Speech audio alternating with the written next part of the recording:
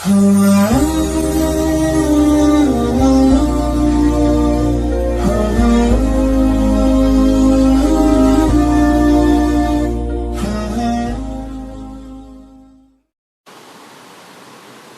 باللہ من الشیطان الرجیم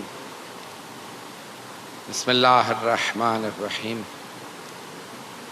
الحمد للہ الذی نور قلوب العارفین بنور معرفتہ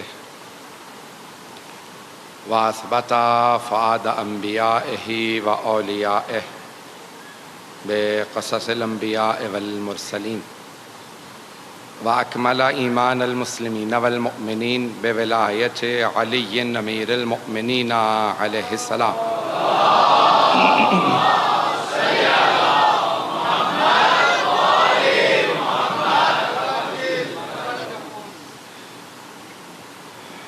والصلاة والسلام والتحية والإكرام على أفضل الموجودات العبد المؤيد والرسول المسدد المصطفى الأمجد المحمود الأحمد أعني أبا القاسم محمد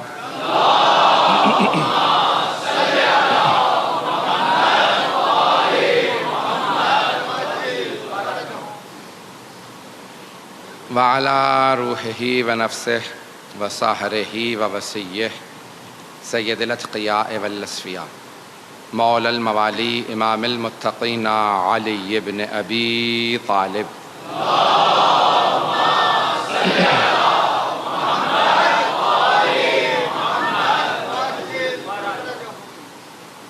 وعلی اوصیائہ لا سیما بقیۃ اللہ فی الارضین روحی وارواح العالمین لتراب مقدمہ الفدا واللعنة الدائمة على أعدائهم أجمعين من الآن إلى قيام يوم الدين أما بعد فقد قال الله الحكيم في كتابه الكريم بسم الله الرحمن الرحيم فأقم وجهك للدين حنيفا فطرة الله التي فطر الناس عليها لا تبديل لخلق الله ذلك الدين القيم ولكن أكثر الناس لا يعلمون صدق الله العلي العظيم صلوات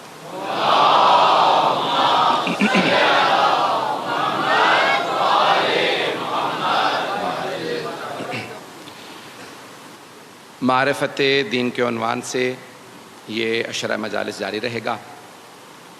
ہم نے کہا کہ جاننے میں اور پہچاننے میں فرق ہے۔ دین کو جانتے سب ہیں، پہچانتے کم ہیں۔ جب آپ پہچاننے لگتے ہیں تو اس پہچان کا کچھ اثر آپ کی شخصیت میں نظر آنے لگتا ہے، اور پہلا اثر یہ ہے کہ انسان جس چیز کو پہچانتا ہے پھر اسے ماننے لگتا ہے۔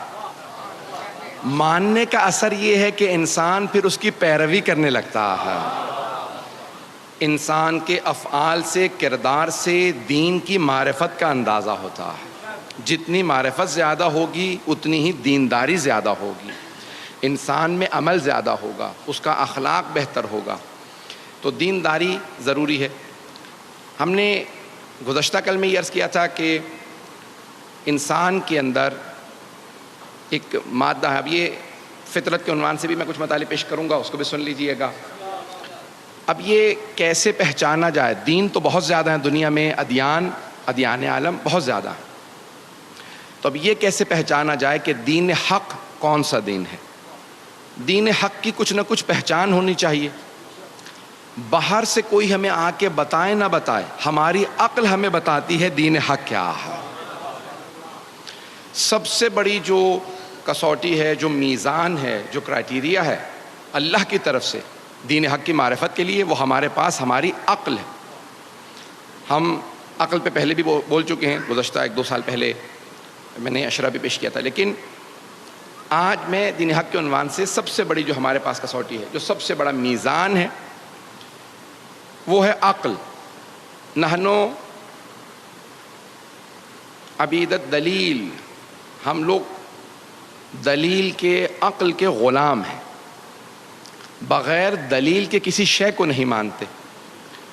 اور ہمیں خود ہماری عقل دین حق کی طرف لے جاتی ہے. شاید میں نے کبھی پہلے پیش کیا ہو لیکن یہ جملہ سن لیجئے گا. خود سائنسدانوں نے تحقیق کی ہے امریکہ میں اور اس نتیجے پہ پہنچے ہیں کہ انہوں نے انگریزی میں جو لفظ استعمال کیا ہے, there is a god gene inside all of us. ہم سب میں ایک ایسا جین پایا جاتا ہے جسے گاڈ جین کہا جاتا ہے, یعنی جو ہمیں خدا تک لے جاتا ہے. ہر انسان میں کچھ ایسے جینز ہیں جو اسے خدا تک لے جاتے ہیں. انہوں نے یہ بحث کی ہے کہ کیونکہ ہم سب کے اندر ایک گاڈ جین ہے جو ہمیں خدا کی طرف لے جاتا ہے, تو ہر انسان اپنے اپنے خدا کو مانتا ہے. ہمارے علماء نے, خصوصاً علامہ حلی نے, آپ نے نام سن رکھا ہوگا, ان کی بہت سی کتابیں ہیں. کشف المراد عقائد پہ بہت بڑی کتاب ہے, لیکن باب ہادی اشر کہنے کو چھوٹی کتاب ہے لیکن بہت علمی اور گہری کتاب ہے. وہاں سے ایک دو مطالب پیش کروں گا, غور سے سنیے گا. علامہ حلی فرماتے ہیں, کہتے ہیں کہ انسان کسی ایک خدا تک نہیں, اسی عقل کے ذریعے کسی ایک خدا تک نہیں بلکہ حقیقی خدا تک پہنچ سکتا ہے. اور وہ کہتے ہیں کہ یہی انسان کی عقل اسے اللہ تک لے جاتی ہے, جسے ہم کہتے ہیں انگریزی میں کہتے ہیں ایک گاڈ تک نہیں, دی گاڈ تک پہنچ جاتا ہے. اب جو انگریزی والے ہیں, تاکہ ان بچوں کے لیے پیش کروں کیونکہ میں جانتا ہوں ویلا میں سہارا نہیں لیتا انگریزی کا. کسی ایک خدا تک نہیں بلکہ اسی خدا تک, وہی جو خدا ہے یعنی جو اللہ ہے, جس کے لیے تمام انبیاء نے کہا ہے لا الہ الا اللہ, اس خدا تک ہمیں عقل لے جاتی ہے. کیسے؟ اب دلیلیں سنیں گے علامہ حلی کی. علامہ حلی کا پورا نام ہے یوسف ابن مطہر الحلی, نام یوسف ہے, یوسف ابن مطہر حلی. 750 سال پہلے گزرے ہیں علامہ حلی. حرم امیر المؤمنین سے جب آپ باہر آئیں گے تو الٹے ہاتھ پہ ایک کمرے میں ان کی چھوٹی سی زمین پہ قبر ہے, کیونکہ وہاں بڑی قبروں کی گنجائش نہیں, کوئی مولا کائنات موجود ہے. تو وہاں بڑے بڑے علماء, بڑے بڑے فقہاء صرف اتنی درخواست کرتے تھے اگر ہمیں قبر میں کہیں قدموں میں جگہ مل جائے, زائرین کے, مولا کے نہیں, زائرین کے قدموں میں بھی جگہ مل جائے تو بڑی بات ہے. تو علامہ حلی کی وہاں قبر ہے, جب جائیں گے تو وہاں لکھا ہے یوسف ابن مطہر حلی. اتنا بڑا پہاڑ ہمارے فقہاء کا. اور جب ان کا انتقال ہوا, ان کے بیٹے فخر المحققین ان کے بیٹے ہیں, بہت بڑے ہمارے فقیہ ہیں, تو ان سے پوچھا کہ آپ نے اپنے بابا کو خواب میں دیکھا؟ کہا ہاں میں نے اپنے والد کو خواب میں دیکھا. کہا کچھ آپ نے پوچھا؟ کہا اتفاقاً خواب میں نے ان سے پوچھا کہ مرنے کے بعد آپ کے کیا کام آیا؟ تو آپ نے خود ہی فرمایا, علامہ حلی نے اپنے بیٹے سے کہا 2 چیزیں بہت زیادہ کام آئیں. پہلی کتاب الالفین, انہوں نے کتاب لکھی, اس کا نام ہے الفین. الفین یعنی 2000, الف کہتے ہیں 1000 کو, الفین یعنی 2000. 1000 دلیلیں مولا علی کی افضلیت پہ اور 1000 دلیلیں ان کے خلیفہ بلا فصل ہونے پہ.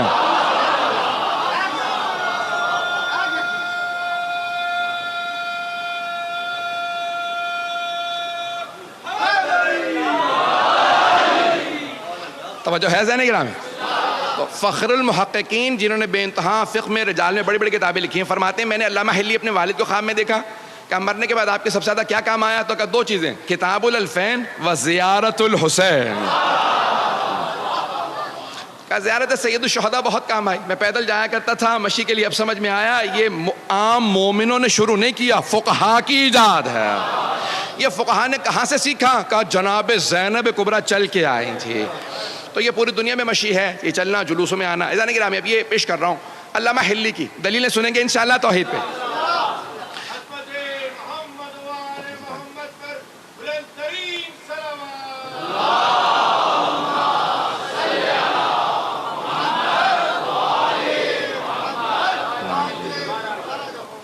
علامہ حلی فرماتے ہیں, کہتے ہیں کہ کسی ایک خدا تک نہیں بلکہ حقیقی خدا تک, اللہ سبحانہ و تعالیٰ تک انسان عقل سے پہنچ سکتا ہے.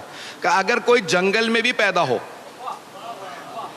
اور جنگل میں پیدا ہونے کے بعد بڑا ہونے لگے اور سوچے یہ اتنی بڑی کائنات ہے جو میں ساری کور ہی نہیں کر سکتا, ہر جگہ جا نہیں سکتا, چل پھر نہیں سکتا, یہ زمین اتنی بڑی ہے, باہر اتنے ستارے نظر آ رہے ہیں, مجھے کچھ سمجھ میں نہیں آ رہا, یہ خود بخود وجود میں آ سکتی ہے؟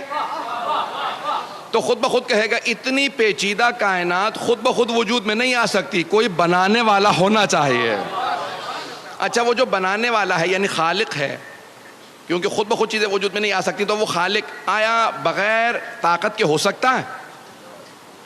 تو خود ہی کہے گا نہیں, اتنی پیچیدہ کائنات ہے, اتنی مشکل ہے, بنانے والے کو قدیر تو ضرور ہونا چاہیے, اسے قدیر ضرور ہونا چاہیے. تو اب وہ بنانے والا جاہل ہو سکتا ہے اتنی پیچیدہ کائنات بنانے کے لیے؟ تو نہیں, اس کا مطلب ہے اسے علیم بھی ہونا چاہیے. آیا بنانے والے کو کبھی موت آ سکتی ہے؟ کہ نہیں, پھر یہ نظام چلے گا کیسے؟ اس کا مطلب ہے بنانے والے کو حی و قیوم بھی ہونا چاہیے. لوگ ہیں تو علامہ ہلی کہتے ہیں کہ ساری دلیلیں انسان جو جنگل میں بھی پیدا ہو سوچتا رہے تو اس خالق تک پہنچ جائے گا جو اللہ سبحانہ و تعالیٰ قدیر بھی ہے, علیم بھی ہے, حی و قیوم بھی ہے. خود انسان اس حی و قیوم تک پہنچ جائے گا. امیر المومنین نے بھی اسی انداز سے کہا ہے, یہ اسی مولا کے فرمان سے انہوں نے باتوں کو لے کے آگے بڑھایا ہے. اگر سننا چاہیں گے میں آگے بڑھوں گا. عزیزان گرامی, اب یہ دین حق انسان عقل سے پہنچے گا تو پہلی چیز جو اپنے لیے واضح کرے گا وہ ہے توحید. میں انشاءاللہ اگلی مجلس میں دوسرے مقام پہ ہمارے عقائد کے عنوان سے رضویہ میں جب پیش کروں گا توحید کو تفصیلی پیش کروں گا, کیونکہ یہاں میرا عنوان دین ہے. تو اب دین میں جو دین حق کی ضروریات ہیں انہیں پیش کر رہا ہوں. اگر سننا چاہیں تو تفصیل سے توحید کو بیان نہیں کر سکتا, وقت نہیں ہے. لیکن یہاں ایک اس آیت کے اندر فطرت اللہ التی فطر الناس علیہا, تو انسان کی فطرت میں توحید ہے. انسان فطرتاً اللہ کو مانتا ہے, فطرت میں ہے. کیسے؟ ایک دلیل دی ہے کسی اور بزرگ نے, اس کو دے پیش کر کے آگے بڑھوں گا. کہ مثال کے طور پہ ایک بچہ آئے اور آپ کو آ کے کہے کہ فلاں جگہ پہ یہ حادثہ ہو گیا, یا مثال کے طور پہ آگ لگ گئی. آپ سوچنے پہ مجبور ہوں گے, بچہ ہے. کچھ لوگ کہیں گے نہیں بچہ ہے, سننے کی ضرورت نہیں. اتنے میں ایک اور بچہ آ جائے اور دوسرا بچہ بھی آ کے وہی بات کہے جو پہلے بچے نے کہی تھی, وہاں آگ لگ گئی. اتنے میں بھی آپ سوچ رہے ہوں کہ 2 بچے آ چکے ہیں, تیسرا بچہ آ جائے کہ وہاں آگ لگ گئی ہے. کچھ لوگ کہیں گے بچے ہیں, بچوں کی کیا بات سننی. اتنے میں چوتھا, پانچواں, چھٹا, ساتواں, 10, 12, 14. اگر اتنے بچے آ جائیں تو ہر آدمی کہے گا بچے صحیح, بات تو ایک ہی کہہ رہے ہیں, نہیں پہنچا پایا. ارے بچے ہی صحیح لیکن بات ایک ہی دہرا رہے ہیں, سب کے سب ایک ہی بات کہہ رہے ہیں. وہاں کچھ ہو گیا, جا کے دیکھو تو صحیح. ایسا نہ ہو بچے ہیں لیکن بات صحیح کہہ رہے ہوں. تو امیر المومنین فرماتے ہیں ایک نہیں, 1,24,000 بچے نہیں, انبیاء سب کے سب ایک کے بعد آتے رہے, ایک کے بعد ایک آتے رہے اور ایک ہی بات کہتے رہے, لا الہ الا اللہ. بھائی سب ایک ہی بات کہہ رہے ہیں, ذرا جا کے دیکھو تو صحیح, ایسا نہ ہو میں ہی غلط ہوں, کوئی خدا ہو. عزیزان گرامی, کوئی خدا ہے جو سب کے سب انبیاء ایک ہی بات دہرا رہے ہیں. اور پھر سب سے بڑی بات, وہ انبیاء پیسے والے نہیں تھے, دولت والے نہیں تھے, انہی لوگوں میں سے تھے. لوگ اپنے زمانے کے, ان کے زمانے کے لوگوں نے پتھر مار مار کے جان سے مارتے رہے, شہید کرتے رہے, آگ لگاتے رہے, سب کچھ وہ مرتے رہے لیکن ایک ہی بات دہراتے رہے, لا الہ الا اللہ. عزیزان گرامی, یہ 1,24,000 انبیاء, پھر 12 معصوم امام. کوئی حسین سجدے میں ہے, دنیا سے جاتے جاتے کہہ رہا ہے لا الہ الا اللہ. عزیزان گرامی, یہ سب دلیلیں ہیں کہ کوئی ایک خدا ہے. تو دین حق وہی راستہ ہے جو ایک خدا کی طرف دعوت ہے. جو دین حق ایک خدا کی طرف دعوت ہے وہ دین حق ہے. عزیزان گرامی, دوسرا جو اس دین حق کا سب سے بڑا کرائٹیریا ملاک, جو ہم نے کہا کہ ہر شے عقل سے واضح ہوگی. عقل سے, عقل یہ کہتی ہے کہ اگر خدا ہے, اور ابھی ہم ثابت کر چکے خدا ہے, تو پھر اس سے کوئی رابطہ برقرار ہو سکتا ہے, اس سے کوئی رابطہ ہو سکتا ہے. پھر اس کی صفات ہے, میں صفات میں نہیں گیا, وقت نہیں ہے. صفات ہے, اس میں عدالت آ جاتی ہے, عدالت کا ماننا ضروری ہے, وقت نہیں. انسان یہ سوچے گا اگر کوئی خدا ہے, اور ابھی ہم نے ثابت کیا خدا ہے, تو پھر اس خدا سے رابطہ ہو سکتا ہے. انسان تلاش کرے گا رابطہ ہو سکتا ہے, تو پھر کیسے ہو سکتا ہے؟ تو پھر انسان دیکھے گا کچھ ایسے ہستیاں آئی ہیں, انبیاء آئے ہیں جو کہتے ہیں ہمیں اللہ نے بھیجا. اگر اللہ سے رابطہ کرنا ہے تو پھر جن کو اس نے بھیجا ہے انہی کے ذریعے اللہ سے رابطہ ہو سکتا ہے. اسی کو وسیلہ بھی کہا جاتا ہے, توسل بھی کہا جاتا ہے, کہ خدا سے رابطہ ہو سکتا ہے لیکن وسیلے کے ذریعے. مستقیم بھی ہو سکتا ہے, مستقیماً بھی ہو سکتا ہے. مجھے پتا ہے مجمع جو ہے وہ کل اور آج بارش کے باوجود بھی الحمدللہ ہمارے منتظمین بتا رہے تھے کہ مجمع بے انتہا آیا. یہ آپ کی عقیدتیں ہیں, دین سے محبت ہے, حسین کا عشق ہے, جو آپ کو لے کے آ رہا ہے.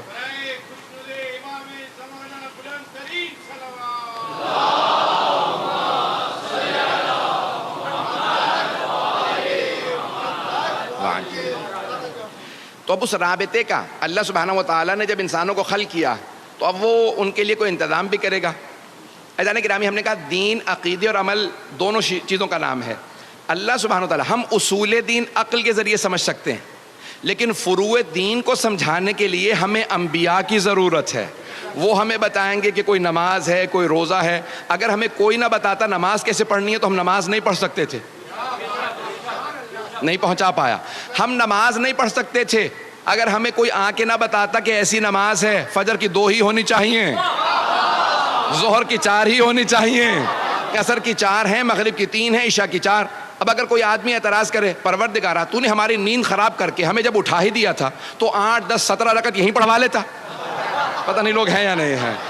کوئی اعتراض کر سکتا تھا، پروردگارا اب اٹھ ہی گیا ہوں، ساری نیند غارت تو ہو گئی، جب پانی چہرے پہ ملا ساری نیند اڑ گئی، تو پروردگارا یہیں 8 10 رکعت، یہیں ظہر کی 4 رکعت یہاں ہو جاتی، چلو 2 نہیں تو 4 ہوتی، 8 ہوتی، کچھ ہوتا نہیں. اللہ نے کہا نہیں، 2 ہی پڑھو، اس کے بعد بے شک سو جاؤ، کیونکہ نماز ہے اپنے نفس سے مقابلہ. جب ایک مرتبہ اپنے نفس کو شکست دے دو پھر سوال نہ کرنا 2 ہی کیوں، 2 رکعت پڑھ کے بے شک دوبارہ سو جاؤ. لیکن جب میرے راستے پہ آؤ گے، شیطان کو شکست دینے کا سب سے بڑا راستہ ہی فجر کی نماز ہے. بھائی اس پہ ویسے ہی واہ آنی چاہیے جیسے باقی جو لوگ آنی چاہیے. میرا کوئی بھی نوجوان بھائی، میرا بچہ کبھی بھی فجر کی نماز قضا نہیں کرے گا. عزیزان گرامی، اب یہ ساری نمازیں یہ کون بتائے گا ہمیں؟ توجہ ہے میرے ساتھ. یہ ساری نمازیں، یہ عبادات ہمیں کون بتائے گا؟ انبیاء. اللہ سے رابطے کے لیے ہمیں انبیاء کی ضرورت ہے. وہ جب فروع دین بھیجے گا انبیاء کے ذریعے.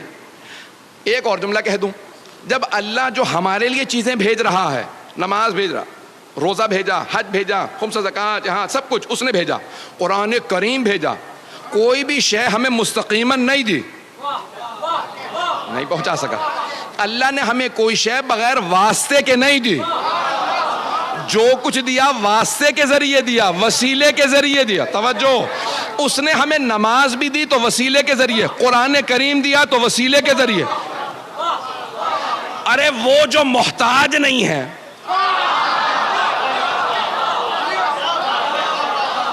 وہ اللہ جو کریم ہے، صمد ہے، لم یلد ولم یولد ہے، محتاج نہیں ہے، جب وہ بھیج رہا ہے تو وسیلے کے ذریعے. تو جب ہم یہاں سے بھیجیں،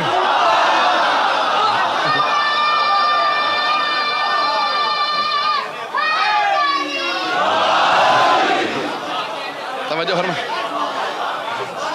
بھائی، جب اس کی طرف سے جو کچھ آ رہا ہے وہ وسیلے کے ذریعے آ رہا ہے. قرآن سب سے بڑا فیض ہے اللہ کا. فیض یعنی نعمتوں میں سے فیض. فیض سب سے بڑی نعمت کو فیض کہا جاتا ہے. حضرات چند موٹی موٹی اصطلاحات استعمال کروں گا، علماء نے استعمال کی ہیں لیکن وضاحت کر دوں گا. قرآن فیض ہے اللہ کی طرف سے. فے یہ ذات، فیض بہت بڑی نعمت جس کا ہم تصور بھی نہیں کر سکتے، اسے کہتے ہیں فیض. ہر نعمت فیض نہیں ہے.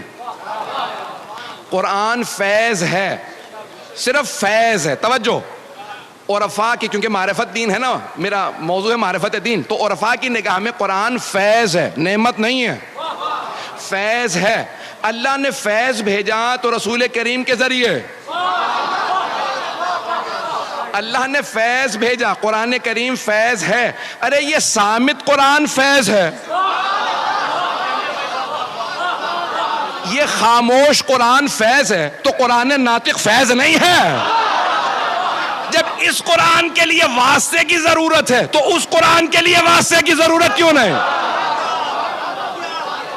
عزیزان گرامی، اللہ نے قرآن کو بھیجا، عرفاء کی نگاہ میں قرآن فیض ہے اور رسول خدا ہے فیض مقدس. عرفاء جو اصطلاحات استعمال کرتے ہیں، تھوڑی سی اصطلاحات، میں نے کہا موٹی اصطلاحات ہیں، گاڑی اصطلاحات ہیں، یاد کر لیجئے. قرآن فیض، رسول خدا ہے فیض مقدس، اور خدا ہے فیض اقدس. اللہ سب سے بڑا فیض. اس نے کہا دیکھو خبردار، میرے تک آنے کے لیے مستقیم ڈائریکٹ آنے کی کوشش نہ کرنا. اگر ڈائریکٹ آنے کی کوشش کرو گے، بنی اسرائیل نے بھی یہی چاہا تھا. بنی اسرائیل نے کہا موسیٰ اللہ سے کہو ہمیں نظر آ جائے، تو اللہ نے کہا میں کبھی کسی کو نظر نہیں آؤں گا. ذرا پہاڑ کو دیکھو, اللہ نے اپنے کرم فیض کی نگاہ ڈالی پہاڑ پہ, پہاڑ جل گیا. بنی اسرائیل سارے مر گئے, جناب موسیٰ بے ہوش ہو کے گر گئے. بنی اسرائیل نے ڈائریکٹ اللہ سے ہونا چاہا تو سارے تباہ ہو گئے. بڑے بڑے خلفاء کہہ گئے اگر علی نہ ہوتے تو ہم ہلاک ہو جائیں.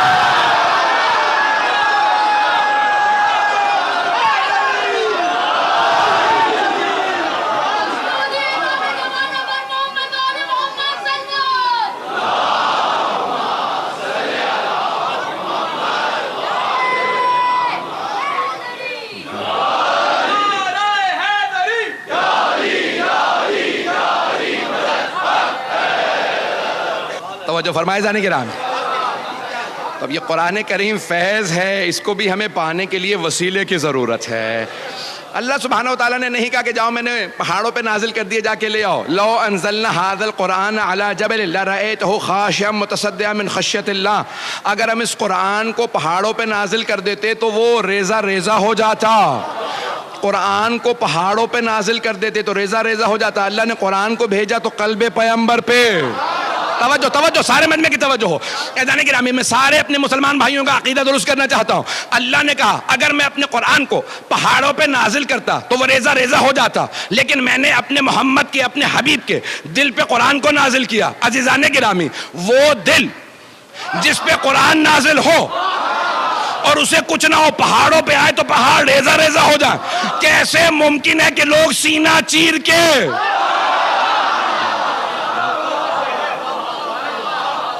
کیسے ممکن ہے کہ اس دل کو دھونے کی ضرورت ہو؟ عزیزان گرامی, وہ دل اتنا پاک ہے, وہ دل اتنا عظیم ہے کہ جس دل پہ قرآن کریم نازل ہوتا ہے اور وہ پیغمبر اسلام بیان فرماتے ہیں. عزیزان گرامی, یہ تمام کی تمام نعمت. دین حق کی سب سے پہلی پہچان کیا؟ عقل بتاتی ہے جو باعظمت ہوں گے وہ اللہ والے ہوں گے, جو باعظمت ہوں گے وہ اللہ والے ہوں گے. تو عزیزان گرامی, دین حق کیسے پتہ چلے؟ علامات بتائیں گی. نمبر 2. دوسرا, متعدد کتابوں سے, جتنی آسمانی کتابیں ہیں سب میں تذکرہ آئے گا دین حق والوں کا.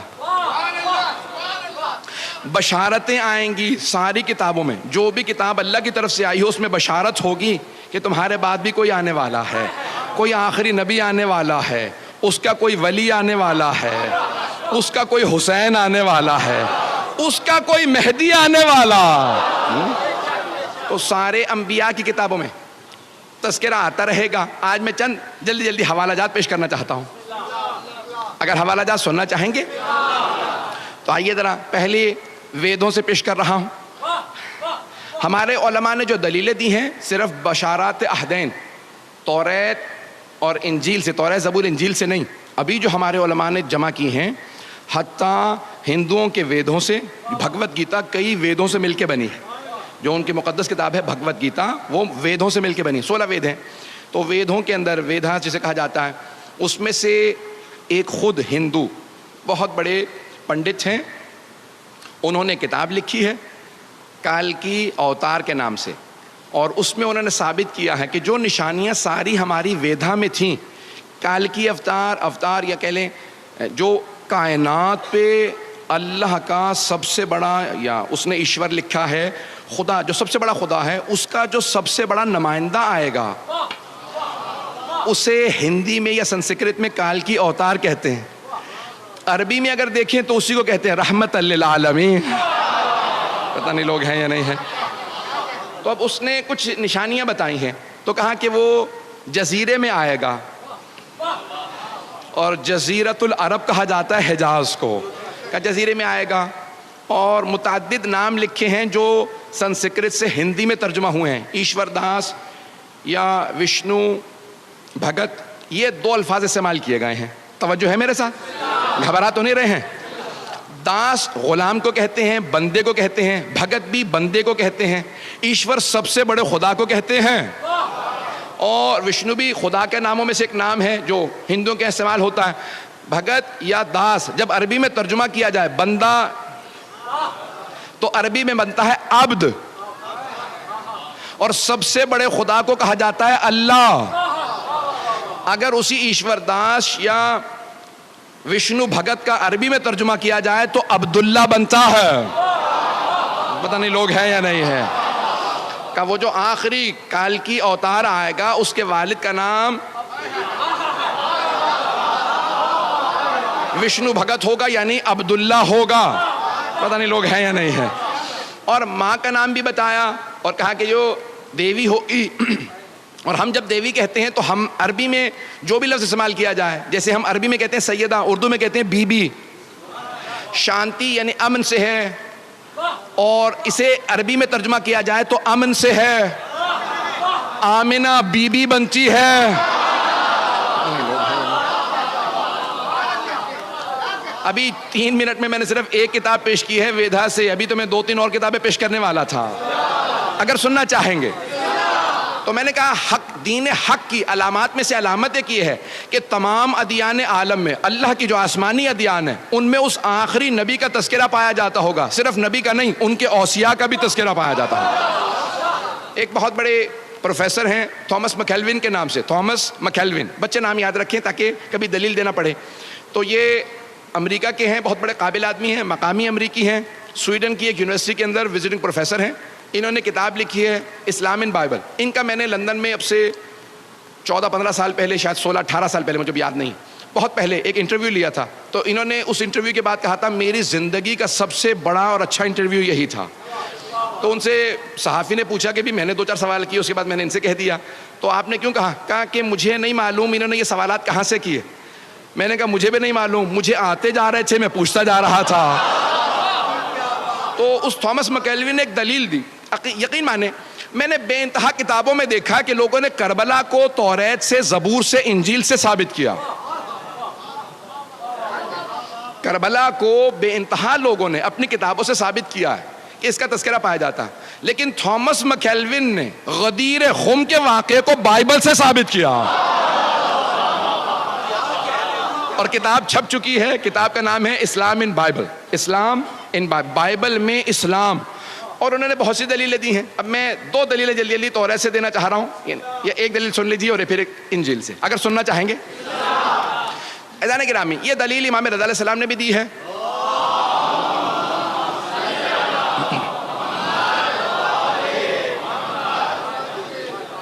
मेरा ये 7वां साल है, 7वां अशरा है आप लोगों के साथ, और 7 साल पहले जो पहला अशरा था वो ज़िंदगानी अहले बैत पे था। उसमें मैंने इमाम रज़ा यानी आइम्मा पे पढ़ा था, इमाम का मनाज़रा पढ़ा था, वहाँ पे चंद जुमले पेश किए थे। आज सुन लीजिएगा। और ये मेरा 7वां और आखिरी साल है इंशाअल्लाह ताला। ये इंशाअल्लाह खुरासान की आपके मेंबर से मैं मताले पेश कर रहा हूँ। इस मनाज़रे के 2 जुमले सुन लीजिएगा, सारे मजमे की तवज्जो रहेगी मेरे साथ।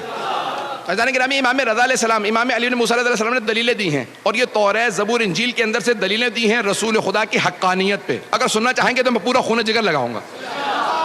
आप जानते हैं कि जब मैं बाहर से मनाज़रे आइम्मा के पेश करता हूँ तो फिर मैं यहाँ नहीं होता हूँ, या मशहद में होता हूँ या नजफ़ में होता हूँ। मजमा की तवज्जो मेरे साथ रहेगी। अज़ान गिरामी, जब पूछा गया, मुख्तलिफ़ अदियान आलम के लोगों ने इमाम मासूम से सवाल किया, हमारी किताबों से साबित कीजिए कि आपके नबी का तज़किरा हमारी किताबों में हो। यहूदियों ने कहा, ईसाइयों ने कहा, मजूसियों ने कहा, हेरबेज, सितारा परस्त, उस ज़माने में साबई जितने अदियान थे, हत्ता हिंदू, जब खुरासान पहुँचे और इमाम से मनाज़रा किया, इमाम ने तमाम अदियान आलम के तमाम बड़े बड़े उलमा को उनकी किताबों से उनकी ज़बान में जवाब दिया। ये मैं बहुत सोचा करता था, इमाम ने हर आलिम को उसी की ज़बान में जवाब क्यों दिया? उसी की किताब से जवाब देना तो ज़रूरी था, उसकी ज़बान में जवाब क्यों दिया? अरबी में जवाब देते। उसकी ज़बान में जवाब देना इसलिए ताकि कभी ये कोई ना कहे कि पैगंबर उम्मी के माना ये हैं कि अनपढ़ थे। अरे जब वसी ऐसे हैं तो नबी कैसे होंगे?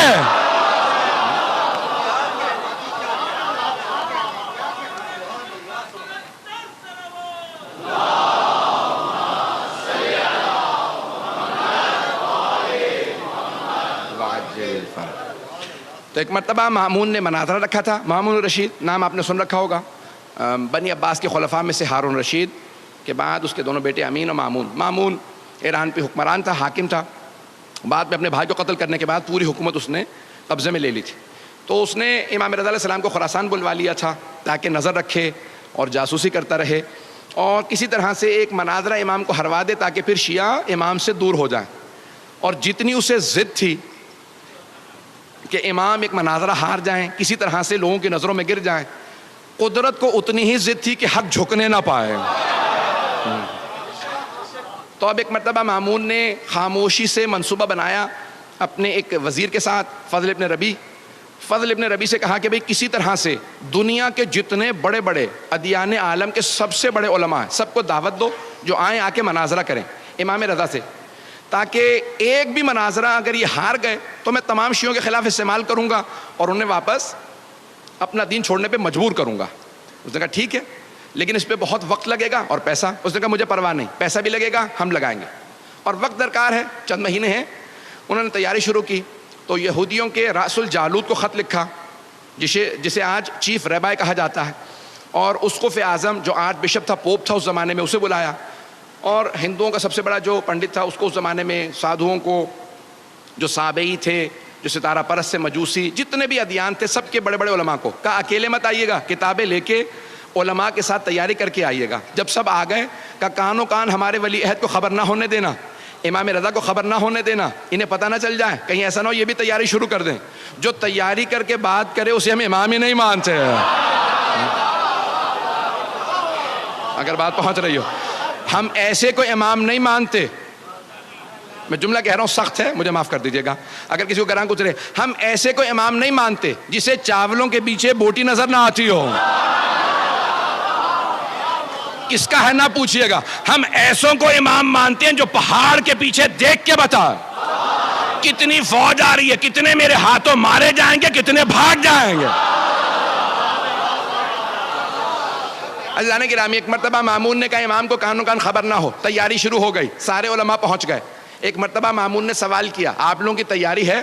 سب نے کہا تیاری تو ہے لیکن ہم عربی نہیں جانتے، ہمیں ایک وسیلے کی ضرورت ہے، پتہ نہیں لوگ ہیں یا نہیں ہے، ہمیں ایک واسطے کی ضرورت ہے جو ہمارا ترجمہ کرتے ہماری بات ان تک۔ کہیں گے یہ تو اور بھی اچھا ہے، جب وہ خود ہی مجھ سے کہیں گے نا مجھے انٹرپریٹر چاہیے، مجھے مترجم چاہیے، مجھے کوئی واسطہ چاہیے بیچ میں، تو بہت اچھا ہوگا۔ وہ کوئی ضرورت نہیں، پریشان مت ہوں، ابھی آپ لوگوں کی تیاری ہے؟ ہاں، سب علماء کو الگ الگ ایک گروہ میں سب کھڑے ہو گئے، کتابیں لے کے کھڑے تھے، سب کی تیاری ہے، کہاں جاؤ جا کے ہمارے ولی عہد کو بلا لاؤ۔ آیا وہ خادم جو امام کو بلانے کے لیے مامون کی طرف سے، جیسے ہی پہنچا تو امام اپنے حجرے میں عبادت کر رہے تھے۔ اچھا وہ خادم جو امام کی جاسوسی پہ لگایا گیا تھا نا کہ دیکھو یہ کیا کرتے ہیں، تو اس نے ہمیشہ دیکھا، واپس آنے کے بعد دل ہی دل میں وہ شیعہ ہو چکا تھا، تقیے میں چلا گیا تھا، تو اس سے پوچھا بھی کیا بات ہے، کیا دیکھتے ہو؟ کہا جب بھی جاتا ہوں نا جاسوسی کے لیے تو میں نے صرف 3 ہی حالتوں میں دیکھا، یا نماز سے ہوتے ہیں، یا روزہ رکھے ہوئے ہوتے ہیں، یا ذکر کر رہے ہوتے ہیں۔ لگتا کہا کہ اور کیا دیکھا؟ کہ جب یہ قرآن پڑھتے ہیں نا تو لگتا ہے قرآن آیا ہی ان کے لیے، جب نماز پڑھتے ہیں تو پتہ چلتا ہے نمازی صرف یہی ہے، روزہ خود گواہی دیتا ہے یہ روزے دار ہے، ذکر انہی کے لیے بنا ہے۔ تو ایک مرتبہ کہا جاؤ جا کے بلا لاؤ ہمارے ولی عہد کو۔ اچھا وہ بیچارہ ہو تو گیا تھا اندر سے امام کا ماننے والا، لیکن اب پریشان کہ کس طرح سے بلاؤں، تازہ تازہ جو آدمی آتا ہے نا اس کے لیے بھی مسئلہ ہوتا ہے کچھ۔ تو آیا اور آنے کے بعد کہا کہ مولا آپ کو مامون نے بلایا۔ امام نے اسے مسکرا کے دیکھا، کہا بلایا مجھے ہے، پریشان تو ہے۔ اس نے کہا مولا ایسی بات نہیں ہے، وہ وہاں مناظرے کے لیے تمام ادیان عالم کے سب سے بڑے بڑے علماء آ گئے ہیں۔ تو امام نے کہا کیا تجھے اپنے مولا کے علم پہ شک ہے؟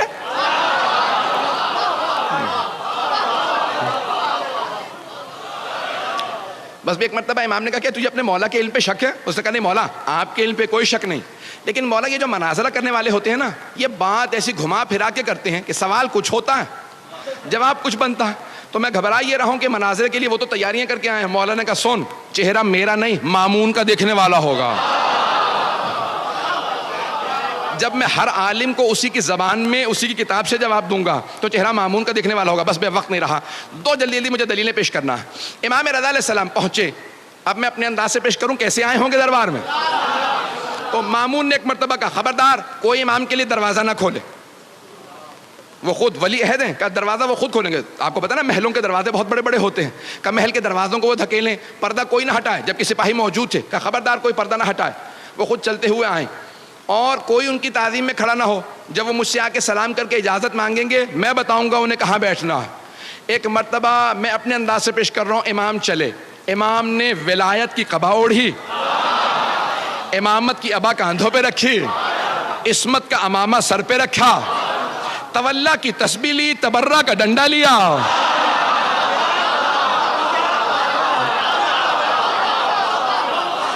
ایک مرتبہ نالین زیب تن کی.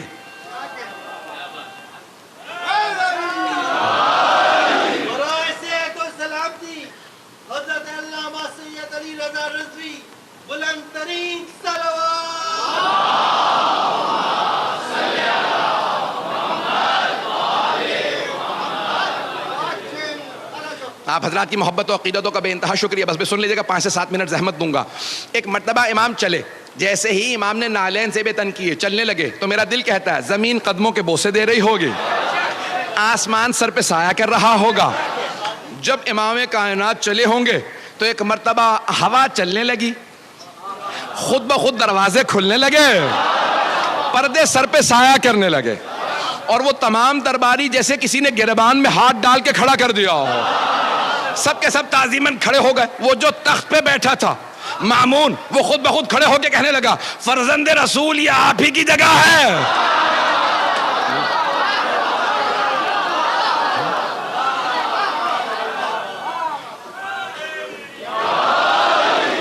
فرزند رسول یہ آپ ہی کی جگہ ہے, آپ تشریف لائیے. مولا نے کہا نہیں, میں تیرے تخت پہ نہیں بیٹھوں گا, تیرے تخت سے ظلم کی بو آتی ہے, میرے لیے ممبر لگوا دیا جائے, ہم وارث ممبر ہیں. ایک مرتبہ امام کے لیے ممبر لگایا گیا, امام ممبر پہ تشریف لائے. مامون نے فوراً امام کو دیکھا, کہا فرزند رسول کچھ لوگ سوالات کرنے آئے تھے. یہ نہیں کہا میں نے دعوت دے کے بلایا ہے سازش کے تحت, اور یہ سب بڑے بڑے دور سے پیسے لے کے آئے ہیں, کچھ نہیں کہا. کہا فرزند رسول کچھ لوگ سوالات کرنے آ گئے تھے, تو میں نے سوچا آپ ہی سے سوال پوچھ لے, میں کیا جواب دے پاؤں گا. مولا نے مسکرا کے مجمع کو دیکھا, اور اس طرح سے دیکھا کہ سب کے ذہنوں پہ امام ایسے مسلط ہوئے کہ سب پہ روب طاری ہو گیا. جو الہی نمائندہ ہوتا ہے اس کا آنا بتاتا ہے یہ اللہ کا بھیجا ہوا ہے. ایک مرتبہ امام نے مجمع کو دیکھا, سب پہ ایک روب طاری ہوا, کہ ان کے چہرے پہ ہیبت و جلال, ان کا نور بتا رہا ہے یہ عام آدمی نہیں ہے. امام نے مجمع کو دیکھنا شروع کیا, کہا پہلے آپ لوگ سوال کریں گے یا پہلے میں سوال کروں. اب وہ اور زیادہ پریشان, کا یہ اکیلا آدمی اتنے بڑے مجمع سے کہہ رہا ہے کہ آپ سوال پہلے کریں گے, میں پہلے اتنا ہی نہیں یقین ہے اپنے علم پہ. امام نے کہا آپ پہلے سوال کریں گے, پہلے میں سوال کروں گا. تو جو عیسائی آرچ بشپ تھا, جو ان کا پوپ تھا, جو سب سے بڑا ان کا پادری تھا, اس نے کہا ہم لوگ تو بہت زیادہ ہیں, آپ ہی کیوں نہیں ایک ایک سوال سب سے کر لیتے. امام نے کہا تو پھر میں آپ ہی سے شروع کرتا ہوں. پتہ نہیں لوگ ہیں یا نہیں, اسی نے دعوت دی تھی. امام نے کہا پھر میں آپ ہی سے شروع کرتا ہوں. کہا فرمائیے. امام نے کہا یہ بتاؤ حضرت عیسیٰ کو مانتے ہو؟ کہا ہاں. کہا کیا مانتے ہو؟ کہا ہم مانتے ہیں وہ ابن اللہ تھے. ابن اللہ یعنی اللہ کا بیٹا, سن آف گاڈ. وہ ہم مانتے ہیں کہ حضرت عیسیٰ اللہ کے بیٹے تھے. امام نے کہا میں بھی حضرت عیسیٰ کو مانتا ہوں. حضرت عیسیٰ اللہ کے نبی تھے, اللہ کے بندے تھے, بس نماز روزے میں چور تھے. جیسے آپ خاموش ہو گئے نا, وہ سارا مجمع خاموشی میں چلا گیا کہ یہ امام نے کیا کہہ دیا. لیکن وہ عیسائی آرچ بشپ چیخنے لگا, کہا کس نے آپ کو مسلمانوں کا عالم کہا؟ وہ حضرت عیسیٰ جن کے لیے پوری زندگی میں کسی نے دن میں دسترخوان نہیں بچھایا, رات میں کسی نے بستر نہیں بچھایا, آپ نے اسے کہہ دیا نماز روزے کے چور تھے. کہ دن میں دسترخوان نہیں لگا, یعنی پوری زندگی روزے رکھے, رات میں کسی نے بستر نہیں بچھایا, وہ پوری رات تہجد پڑھتے تھے, آپ کہتے ہیں نماز روزہ نہیں کرتے تھے. امام نے کہا اچھا تو تم مانتے ہو نماز روزہ کرتے تھے؟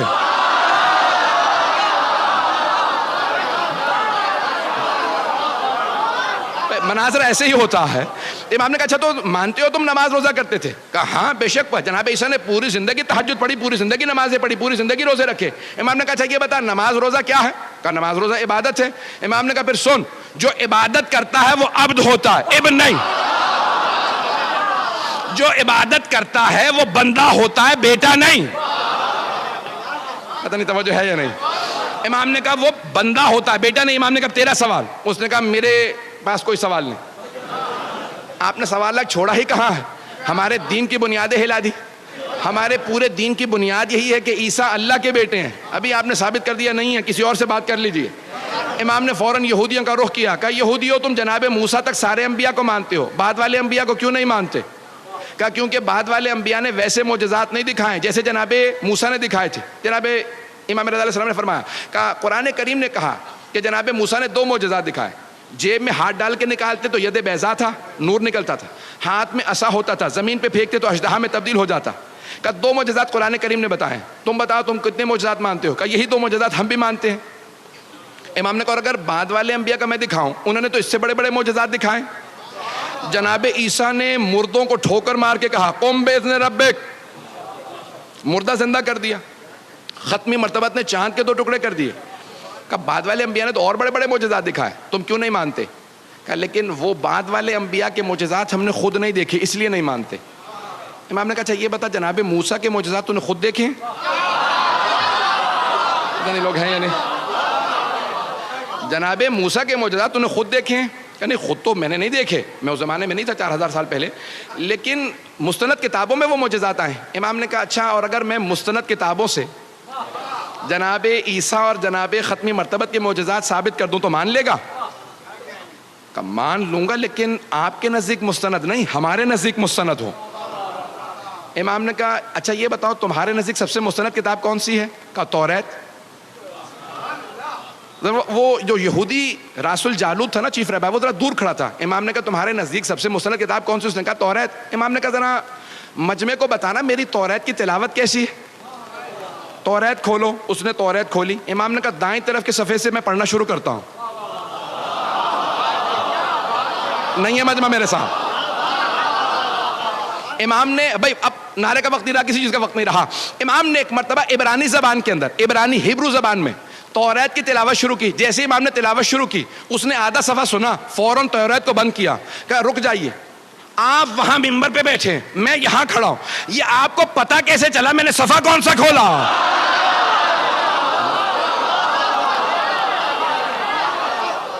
امام نے فرمایا کہا کہ اگر بغیر دیکھے بتا نہ سکوں تو حجت خدا کیسا؟ امام نے کہا ذرا مجمع کو بتا میری توریت کی تلاوت کیسی ہے؟ کہا ایھا الناس ہے لوگوں، میں گواہی دیتا ہوں یہ توریت کو مجھ سے بہتر جانتے ہیں، ان کی تلاوت بھی مجھ سے بہتر ہے، ان کا علم بھی مجھ سے زیادہ ہے۔ امام نے کہا تم نے کہا تھا نا تمہارے نزدیک مستند کتاب ہو، اب میں حوالہ دے رہا ہوں۔ بائبل 3 کتابوں کا نام ہے۔ جب کہتے ہیں نا بائبل تو توریت، Old Testament, Psalms of David and the New Testament, تینوں مل کے بائبل بنتی ہیں۔ اولڈ ٹیسٹمنٹ جو ہے وہ توریت ہے، سامز آف ڈیوڈ زبور ہے، اور نیو ٹیسٹمنٹ انجیل ہے۔ بات واضح ہو گئی ہے؟ جن کو ابھی تک واضح نہیں ہوئی بعد میں ریکارڈنگ سن لیجیے گا، میری رفتار بڑھتی رہے گی۔ عزیزان گرامی، امام رضا علیہ السلام نے فرمایا کہ توریت سے حوالہ دے رہا ہوں۔ کہ تمہاری کتاب ہے مانتے ہو؟ کہا ہاں۔ امام نے کہا حوالہ چاہیے نا ہمارے نبی کا، بعد والے انبیاء کا۔ کہا ذرا توریت کھولو، سورہ تمہاری کتاب کا سورہ حبقوق۔ اس نے فوراً سورہ کھولا جو ٹرومنی انگلش کے اندر۔ امام نے کہا وہاں پہ آیت نمبر 11 سے لے کے 19 تک میں تلاوت کرتا ہوں اور سنتے چلے جانا۔ اب سارا مجمع سن رہا ہے، مامون بھی دیکھ رہا ہے کہ کیا ہوتا ہے، یہ توریت سے ثابت کر رہے ہیں۔ تو ایک مرتبہ امام نے بیان کرنا شروع کیا۔ امام نے کہا سنو، وَتَجَلَّى رَبُّكَ عربی میں موجود تھا۔ جب میں اس کا انگریزی میں ترجمہ کر رہا تھا نا کتاب کا، تو میں پریشان ہو رہا تھا، رات کے 12 بجے کے بعد کا وقت تھا کہ یہ 1200 سال پہلے امام رضا نے اس زمانے کی توریت سے حوالہ دیا۔ توریت زبور انجیل کو تبدیل کر دیا گیا، تحریف کر دیا گیا، توجہ بدل دیا گیا۔ یہ آج بھی حوالہ موجود ہے یا نہیں؟ 2007 یا 8 کی بات ہے جب میں ترجمہ کر رہا تھا، میں فوراً آن لائن ہوا۔ اس زمانے میں وائی فائی ابھی دستیاب نہیں تھا۔ میں نے جا کے دیکھا gospel.com پہ کہ گیٹ وے ٹو بائبل، میں نے دیکھا کہ بھئی یہ موجود ہے یا نہیں عربی کی عبارت کو، کیونکہ شیخ صدوق نے عربی میں لکھا تھا۔ میں نے فوراً وہاں ٹائپ کیا تو آج موجودہ توریت میں امام کا حوالہ موجود تھا۔ میرا یقین اور زیادہ بڑھ گیا، ہم ایسے امام کی امامت کے قائل ہیں کہ جن کی نگاہیں دیکھ لیں توریت بدل جائے گی، لیکن تبدیل ہونے کے بعد بھی 1250 سال بعد جو حوالہ توریت میں رہے گا وہ حوالہ امام نے دیا۔ امام نے وہ حوالہ دیا۔ ایک مرتبہ امام نے کہا کھولو، اب وہاں پہ کہا وَتَجَلَّى، اب آپ کے رب نے اپنی وحی کو نازل کیا، وحی کو نازل کیا۔ Your lord sent his manifestation, انگریزی ترجمہ بھی وہاں پہ موجود ہے کہ آپ کے رب نے اپنے وحی کو نازل کیا۔ اللہ طور سینا، on Mount Sinai، طور سینا پہ۔ کہا یہ طور سینا پہ کس پہ وحی نازل ہوئی؟ تو فوراً وہ رسول جالوت نے یہودیوں کے سب سے بڑے عالم نے کہا جناب موسیٰ پہ، دنیا جانتی ہے جناب موسیٰ پہ وحی آئے۔ کہا مانتے ہو نا؟ کہا ہاں۔ کہا ذرا اگلی آیات کی تلاوت کرو، اور وَتَجَلَّى رَبُّكَ، اور تمہارا رب وحی نازل کرے گا علی جبل السعیر، انگریزی میں تھا ماؤنٹ سائر کا، جبل سعیر پہ، ماؤنٹ سائر پہ، جبل سعیر پہ، کوہ سعیر پہ وحی نازل کرے گا۔ کہا بتاؤ یہ کوہ سعیر پہ کس پہ وحی آئی؟ ایک مرتبہ یہودی عالم خاموش ہو گیا، کہا میں نہیں جانتا۔ امام نے کہا کتاب تمہاری ہے، سورہ تمہارا، آیت تمہاری کتاب کی. ذرا ایک مرتبہ تم سننا، میں بتاتا ہوں. امام نے عیسائیوں کا رخ کیا، کہا اے عیسائیوں، کیا تمہارا عقیدہ ہے کہ جناب عیسیٰ پہ جبل سعیر پہ وحی آئی تھی؟ سارے عیسائیوں نے کہا ہاں ہم مانتے ہیں کہ جناب عیسیٰ پہ جبل سعیر پہ وحی آئی. امام نے کہا یہودیو، تم کہتے ہو مستند کتاب سے حوالہ دو تو مان لو گے، تمہاری کتاب میں تذکرہ ہے کہ بعد والے نبی پہ جبل سعیر پہ وحی آئے گی. کہ تمہاری کتاب ہے، حوالہ جناب عیسیٰ کا ہے، کیونکہ تمہیں معلوم نہیں کس نبی پہ. میں بتا رہا ہوں اور عیسائی بتا رہے ہیں کہ جناب عیسیٰ پہ وہاں وحی آئی. اب جیسے آپ میں سے بہت سے خاموش ہیں، سارے یہودی خاموش ہو گئے کہ کیا کیا جائے گا. ایسا گرامی، مجھے پتا ہے کہ آپ کے سب حضرات کی توجہ کی وجہ سے میری طرف توجہ ہے کہ اگلا جملہ کیا ہوگا. امام نے کہا سن، آیت نمبر 18 اور 19 میں لکھا وَتَجَلَّى رَبُّكَ عَلَى جَبَلِ فاران، اور تمہارا رب جبل فاران پہ وحی نازل کرے گا. انگریزی میں نے ترجمہ دیکھا جبل فاران کا، تو لکھا تھا ماؤنٹ فیرن، ماؤنٹ پہ جبل فاران پہ. امام نے کہا جانتے ہو جبل فاران کہاں ہے؟ کہا ساری دنیا جانتی ہے، مکے کے پہاڑی سلسلوں کا نام جبل فاران. امام نے کہا اسی جبل فاران میں جو مکے کے پہاڑی سلسلوں کا نام ہے، ایک غار ہے جس کا نام ہے غار ہرا. پوری دنیا میں صرف ہمارے نبی نے کہا مجھ پہ غار ہرا میں وحی آئی تھی. کہا او یہودیو، کتاب تمہاری ہے، حوالہ ہمارے نبی کا ہے. ایک مرتبہ امام نے کہا سن، آگے لکھا ہے کہ اسی آخری نبی کے بھی جناب موسیٰ کی طرح سے 12 اوصیاء ہوں گے. گھبرا گئے حضرات؟ اس آخری نبی کے 12 وصی ہوں گے. فوراً اس نے کتاب کو بند کیا. کہ یہ آپ کو سب کیسے معلوم ہے؟ امام نے کہا سن، تو کہتا ہے نا کہ بعد والے انبیاء نے ویسے معجزات نہیں دکھائے، تو جو معجزہ کہے گا میں دکھا دوں گا. اس نے پلٹ کے کہا مجھے پورا یقین ہے آپ معجزہ دکھا سکتے ہیں، لیکن میں جاننا چاہتا ہوں کیسے. جب آپ ہماری کتاب کو ایسے جانتے ہیں، مجھے پورا یقین ہے اگر آپ کہیں گے تو آپ معجزہ دکھا دیں گے. امام نے کہا سن، وہ جو وہاں لکھا ہے نا آخری نبی کے 12 وصی ہوں گے، ان میں سے 8واں میں ہوں.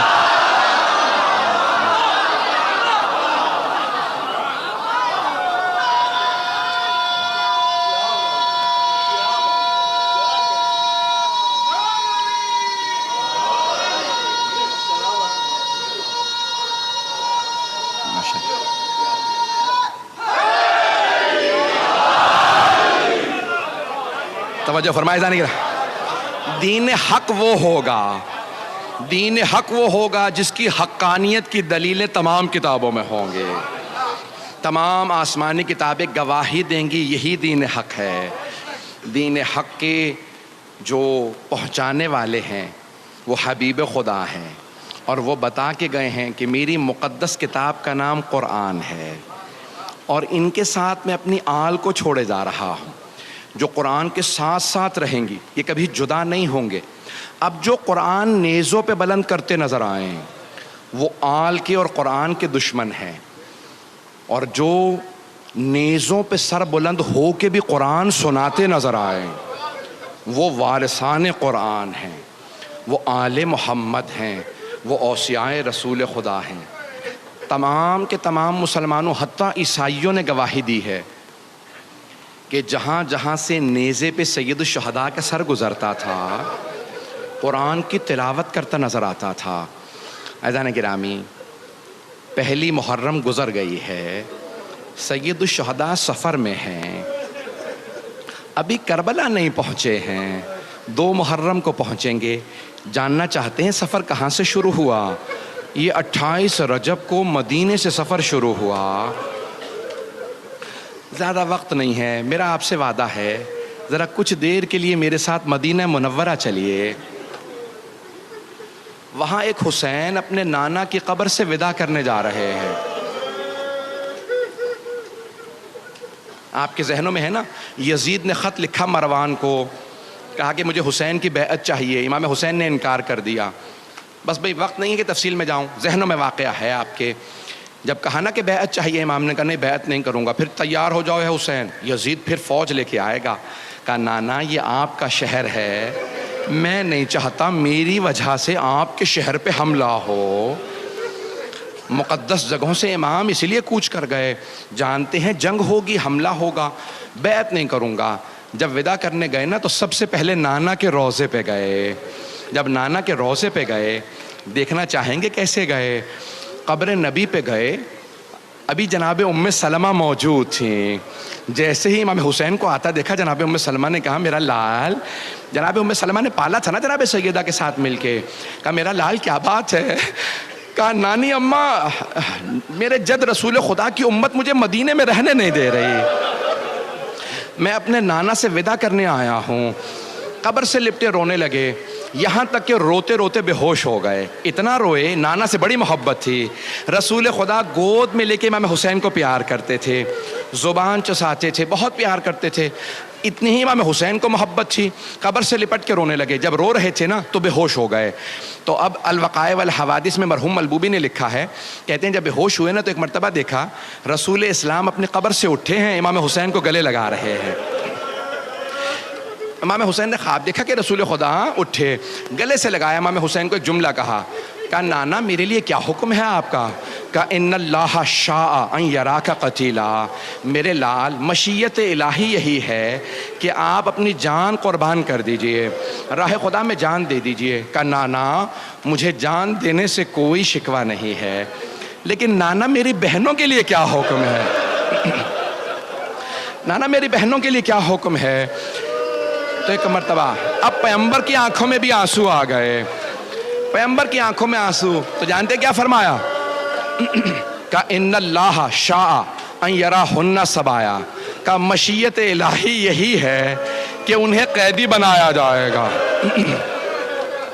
اب روتے ہوئے اٹھے امام حسین اور نانی سے ملنے لگے. لوگوں نے پوچھا کیوں رو رہے ہیں؟ کہا میرے نانا نے بتایا ہے کہ میری شہادت ہوگی. کہا شہادت پہ رو رہے ہیں؟ کہا نہیں مجھے شہادت پہ کوئی رونا نہیں آ رہا. کہا پھر کس بات پہ رو رہے ہیں؟ کہا میری بہنیں قیدی بنائے جائیں گے, میں بہنوں کی قید پہ رو رہا ہوں. اجرکم اللہ.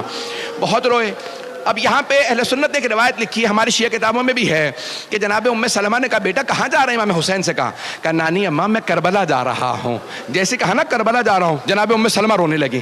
کہا بیٹا کربلا نہ جائیے گا, آپ کے نانا نے مجھ سے کہا تھا اے ام سلمہ میرا یہ لال حسین کربلا میں مارا جائے گا. کہا نانی اماں وہ وقت آ گیا ہے, نانی اماں وہ وقت آ گیا ہے. بس بھی نکلے نا جیسے روضہ رسول سے باہر, تو جناب عبداللہ حضرت عبداللہ ابن عباس آ گئے. انہوں نے آ کے کہا کہ مولا کہاں جا رہے ہیں؟ حسین کربلا نہ جائیے گا, عراق نہ جائیے گا. عراق میں یہ جو کوفے والے ہیں نا, انہوں نے آپ کے بابا سے وفا نہیں کی تھی, بھائی سے وفا نہیں کی تھی.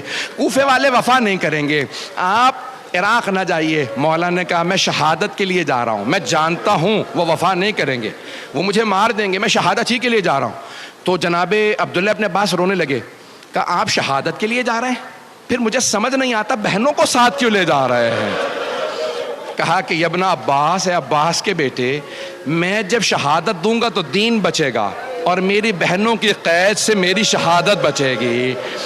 اب میں ایک سوال کروں آپ سے, بہنوں کی وجہ سے شہادت بچے گی, بہنوں کی مظلومیت کی دلیل کیا ہے؟ چھوٹے چھوٹے بچے, ایک چھوٹی سی بی بی جس کے کانوں سے بالیاں اتاری گئی تھی, جسے پورے رسے میں تماچے لگے تھے, جو خیموں میں بھی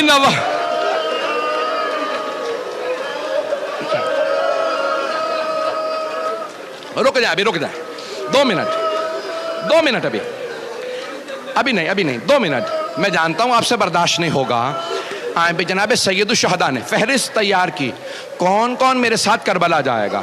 حضرت عباس سے کہا, عباس ہے میرے بھائی, یہ فہرست ہے, تمام مردوں کو بتا دو کون کون ساتھ جائے گا. جناب عباس نے کہا علی اکبر آپ کا بھی نام ہے, قاسم آپ کا بھی نام ہے. سب کو نام بتاتے رہے. جانتے ہیں کس کے نام پہ روئے؟ ایک چھوٹا سا بچہ تھا, کسی بی بی کی گود میں تھا. اب بچے سے تو کہہ نہیں سکتے تھے کہ اس بچے, تو کس سے کہا؟ اس بی بی سے کہا فاطمہ صغرا علی اصغر کا نام بھی. اجرکم اللہ. بس میں تمام کیا, 2 منٹ کی زحمت. سب کو بتایا کس کس کا نام ہے, کہا آپ کا بھی نام ہے, مستورات کے بھی نام بتایا. کہا عباس راستے کے لیے پانی لے لیجئے گا. جناب عباس نے مشکیزوں پہ پانی بھرنا شروع کیا, پانی بھر کے اونٹوں پہ لادنا شروع کیا. بہت زیادہ پانی لیا. کہا نہیں مولا میں نے اتنا پانی رکھ لیا, پانی ختم نہیں ہوگا, نہ جانے کون سا لشکر آئے گا جسے پانی پلا دیں گے. بس ایک مرتبہ پانی بھر لیا. مولا عباس نے، غازی عباس نے پانی اونٹنیوں پہ سب پہ رکھ دیا. اب ایک مرتبہ مولا حسین نے کہا عباس اونٹنیوں پہ اماریاں لگا دو، پردے کا انتظام کر دو. کتنا پردے کا اہتمام ہے. جوانان بنی ہاشم سے کہو کھڑے ہو جائیں، اب میرے گھر سے بیویاں آئیں گی. مولا مسند بچھا کے بیٹھ گئے. اندر سے خاتون آواز دیتی کون سی بیوی آ رہی ہے. مولا اسی طرح سے آواز دیتے، اونٹنی آ کے بیٹھتی، مولا آواز دیتے. اندر سے آواز آئی حسن مجتبیٰ کی بیوہ آ رہی ہے. جناب ام فروہ کے آنے پہ مولا حسین نے آواز دی قاسم ماں کا بازو تھامو سوار کرا دو. سارے مصائب میں نے چھوڑ دیے. اتنے میں کسی اندر سے خاتون نے کہا لیلا آ رہی ہیں. جناب سید الشہداء نے کہا علی اکبر ماں کا بازو تھامو. جناب علی اکبر نے بازو تھاما، ماں کو سوار کرایا. اتنے میں عبداللہ ابن سنان راوی ہے، وہ کہتا ہے میں نے سنا کسی نے آواز دی علی کی بیٹی ام کلثوم آ رہی ہیں. ایک مرتبہ مولا حسین نے کہا عباس بہن کو سوار کرا دو. جناب عباس آگے بڑھے، جناب ام کلثوم کو ناقہ پہ سوار کرا دیا. اتنے میں کسی نے آواز دی علی کی بیٹی زینب کبریٰ. راوی کہتا ہے میں نے خود دیکھا حسین مسند سے کھڑے ہو گئے. 2 منٹ. راوی کہتا ہے میں نے دیکھا حسین مسند سے کھڑے ہوئے. آواز دی عباس گھٹنا زمین پہ رکھو، علی اکبر ماں کا بازو پکڑو، اون محمد عماری کا پردہ ہٹاؤ. کہ سارے جوانان بنی ہاشم کھڑے ہو گئے. جناب عباس آگے بڑے بی بی آئیے سوار کرا دو. جناب زینب کبریٰ نے کہا نہیں عباس آج آپ مجھے سوار نہیں کرائیں گے. جناب علی اکبر نے کہا پھوپھی اماں میں آپ کو سوار کرا دوں. کہا نہیں علی اکبر. اون محمد نے کہا اماں ہم کا نہیں آج رک جاؤ. مولا حسین نے کہا بی بی آپ کو میں سوار کرا دوں. کہا بھیا مجھے معاف کر دے لیکن آج آپ سے بھی سوار نہیں ہونا چاہتی. بہن پھر کون سوار کرائے؟ کہا بھیا جو مجھے 11 محرم کو سوار کرائے گا. آج وہی مجھے سوار کرائے. میرے مولا نے آواز دی میرا سجاد بیٹا پھپھی کو سوار کرا دو.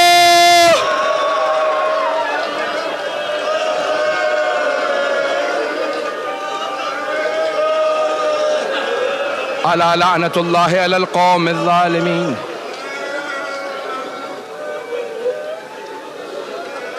وَسَيَعْلَمُ الَّذِينَ ظَلَمُوا أَيَّ مُنْقَلِبٍ يَنْقَلِبُونَ. صرف 2 جملے دعا کے ہاتھوں کو بلند کیجئے گا. پروردگارا واسطہ 11 محرم کا جب ایک بوڑھی بی بی ہر بی بی کو سوار کرا رہی تھی، یہاں تک کہ اس بی بی نے اپنی ماں کی کنیز جناب فضہ کو بھی سوار کرا دیا. لیکن جب اس بی بی کی باری آئی نا تو ایک مرتبہ اس بی بی نے، اس بڑی باعظمت بی بی نے مولا سجاد کو دیکھا گلے میں طوق ہے، ہاتھوں میں زنجیریں ہیں، پاؤں میں بیڑیاں ہیں. اب بی بی نے مولا سجاد کو آواز نہیں دی. جانتے ہیں کیا کیا؟ فرات کا رخ کیا اور بڑی حسرت سے کہا میرے بھیا عباس.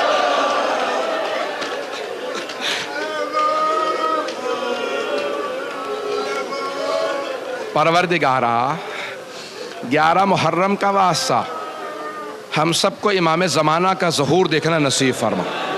دشمنان اہل بیت کو نیست و نابود فرما.